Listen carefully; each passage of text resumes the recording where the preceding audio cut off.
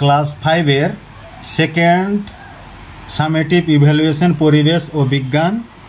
নিচে প্রশ্নগুলির একটি বাক্যে উত্তর দাও। পশ্চিমবঙ্গের কোন জেলায় সবটাই মালভূমির অন্তর্গত? বাঁকুড়া। মানুষের দুটি সম্পদের নাম করো। জল সম্পদ, মাছ সম্পদ। প্রাচীন সভ্যতাগুলি কাকে কেন্দ্র করে গড়ে ওঠে? নদীকে কেন্দ্র করে।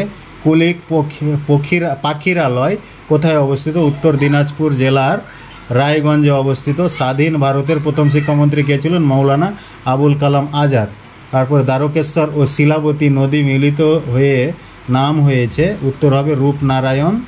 তারপরে দার্জিলিং ও জলপাইগুড়ি দক্ষিণ অংশকে তরাই বলে। প্রকৃতি ও মানুষ মিলে তৈরি হয় সম্পদ। সবচেয়ে কম বয়সে জীবন সমাপ্ত হয় ক্ষুদিরাম বসুর। তারপরে একটি লুপ্তপ্রায় মাছ হলো সরপুঁটি। বঙ্গভঙ্গ হয় 1905 সালে। ডুয়ার শব্দের অর্থ ডুয়ার্স, DOORS, দরজা বা প্রবেশদ্বার। রেশম কীট পালনের জন্য তুঁত গাছের বা পলু গাছের পলু পাতা গাছের চাষ করা হয়। উল্কো মাছ লেজে ভর দিয়ে খানিকটা লাফাতে পারে। সংক্ষেপে, পর্বতের মাথায় বরফ জমে কেন? অথবা মালদা জেলার সদর শহর কোনটি? ইংলিশ বাজার। এবং কিসের জন্য বিখ্যাত?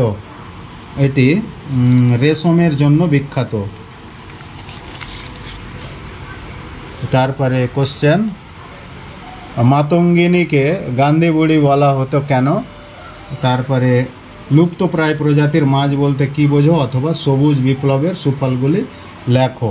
তো এই গেল ক্লাস 5-এর প্রশ্ন, বিজ্ঞান ও পরিবেশের প্রশ্ন।